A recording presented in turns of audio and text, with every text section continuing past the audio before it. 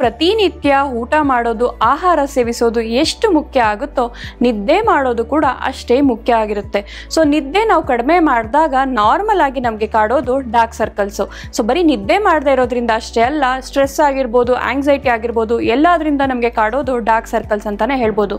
So ಅದು ನಮ್ಮ face ಮೇಲೆ ತುಂಬ ಕೆಟ್ಟದಾಗಿ ಕಾಣುತ್ತೆ, ಚೆನ್ನಾಗಿ ಕಾಣಿಸಲ್ಲ ಅಂತಾನೆ ಹೇಳ್ಬೋದು. ಆ್ಯಂಡ್ ಅದು ಅನ್ಹೆಲ್ದಿ ಕೂಡ ಹೌದು.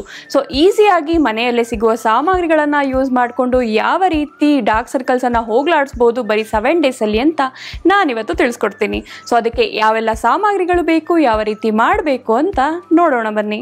ಡಾರ್ಕ್ ಸರ್ಕಲ್ಸ್ ಹೋಗ್ಲಾಡಿಸೋದಕ್ಕೆ ಬೇಕಾಗಿರುವ ಸಾಮಗ್ರಿಗಳು: ಆಲೂಗಡ್ಡೆಯ juice, instant coffee powder, vitamin E capsule. ನೋಡಿದ್ರಲ್ಲ ವೀಕ್ಷಕರೇ, ಡಾರ್ಕ್ ಸರ್ಕಲ್ಸ್ ಅನ್ನ ಹೋಗ್ಲಾಡಿಸೋದಕ್ಕೆ ಮಾಡೋ ರೆಮಿಡಿಗೆ ಏನೆಲ್ಲ ಸಾಮಗ್ರಿಗಳು ಬೇಕು ಅಂತ ನೋಟ್ ಡೌನ್ ಮಾಡ್ಕೊಂಡ್ರಿ ಅಲ್ಲ. ಸೊ ನಾನು ಇದ್ರಲ್ಲಿ ತೊಗೊಂಡಿರೋದು ಬರೀ ಮೂರೇ ಐಟಮ್ಸು.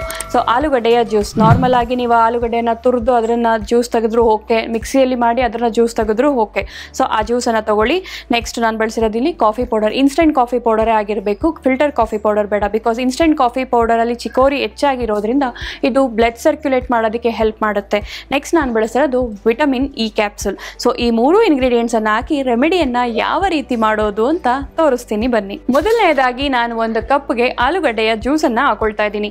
ಆಲೂಗಡ್ಡೆಯನ್ನ ನಾವು ಯಾಕೆ ಯೂಸ್ ಮಾಡ್ತಾ ಇದೀವಿ ಅಂತಂದ್ರೆ ಇದರಲ್ಲಿ ಆಂಟಿ ಬ್ಲೀಚಿಂಗ್ ಏಜೆಂಟ್ ಇರೋದ್ರಿಂದ ಅಂಡ್ ಆಂಟಿ ಆಕ್ಸಿಡೆಂಟ್ಸ್ ಹೆಚ್ಚಾಗಿ ಇರೋದ್ರಿಂದ ಇದು ನಮ್ಮ ಕಣ್ಣಿನ ಸುತ್ತ ಏನೆಲ್ಲ ಕಪ್ಪಿದೆಯಲ್ಲ ಅದನ್ನ ಹೋಗ್ಲಾಡ್ಸೋದಕ್ಕೆ ಹೆಲ್ಪ್ ಮಾಡುತ್ತೆ. ಸ್ಕಿನ್ ತುಂಬಾ ಬ್ರೈಟ್ನಿಂಗ್ ಆಗಿ ಮಾಡೋದಕ್ಕೆ ಹೆಲ್ಪ್ ಮಾಡುತ್ತೆ.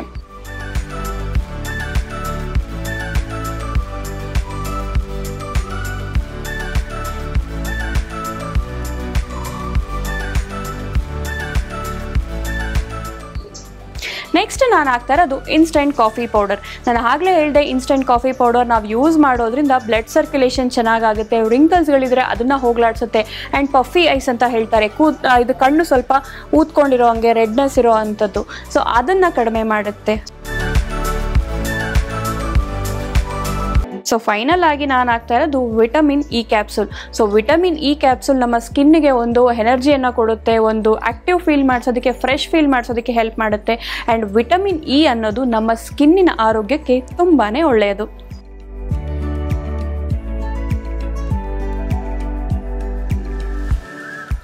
ಸೊ ಈ 3 ಹಾಕಿ ನಾನು ಚೆನ್ನಾಗಿ ಮಿಕ್ಸ್ ಮಾಡ್ತಾ ಇದ್ದೀನಿ, ಒಂದು ಸೆರಮ್ ರೀತಿ ಮಾಡ್ಕೊಳ್ತಾ ಇದ್ದೀನಿ.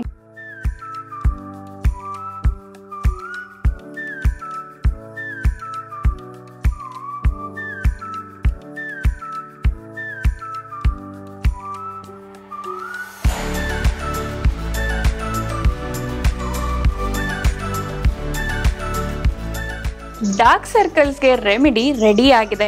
ಸೊ ಆಯುರ್ವೇದಿಕ್ ರೆಮಿಡಿ ಅಂತಾನೆ ಹೇಳ್ಬೋದು.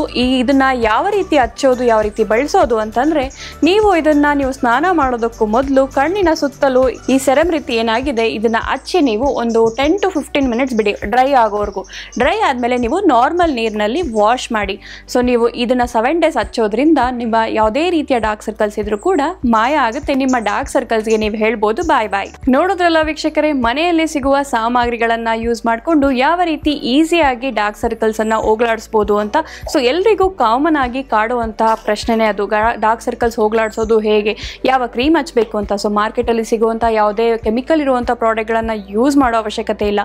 ನಾನಿಲ್ಲಿ ಯೂಸ್ ಮಾಡಿರುವಂಥ ಇಂಗ್ರೀಡಿಯೆಂಟ್ಸ್ ಎಲ್ಲವೂ ನಾರ್ಮಲ್ ಆಗಿ ನೀವು ಮನೆಯಲ್ಲಿ ಸಿಗುವಂಥದ್ದನ್ನೇ. ಸೊ ಇದನ್ನು ಯೂಸ್ ಮಾಡಿಕೊಂಡು ನೀವು 7 ಡೇಸ್ ಕನ್ಸಿಸ್ಟೆಂಟ್ ಆಗಿ ನೀವು ಇದನ್ನು ಅಪ್ಲೈ ಮಾಡ್ತಾ ಬಂದರೆ ಡಾರ್ಕ್ ಸರ್ಕಲ್ಸ್ ಕ್ರಮೇಣ ನಿಮಗೆ ಕಂಪ್ಲೀಟ್ ಆಗಿ ಮಾಯನೇ ಆಗೋಗುತ್ತೆ ಅಂತಲೇ ಹೇಳ್ಬೋದು.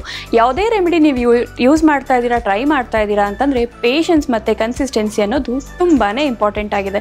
ಸೊ ಇವತ್ತಿನ ಸಂಚಿಕೆ ಇಷ್ಟ ಆಗಿದೆ ಅಂತ ಭಾವಿಸ್ತೀನಿ. ಇಂತಹದೇ 10 ಹಲವಾರು ರೆಮಿಡೀಸ್ನೊಂದಿಗೆ ಮತ್ತೆ ಭೇಟಿ ಆಗ್ತೀನಿ.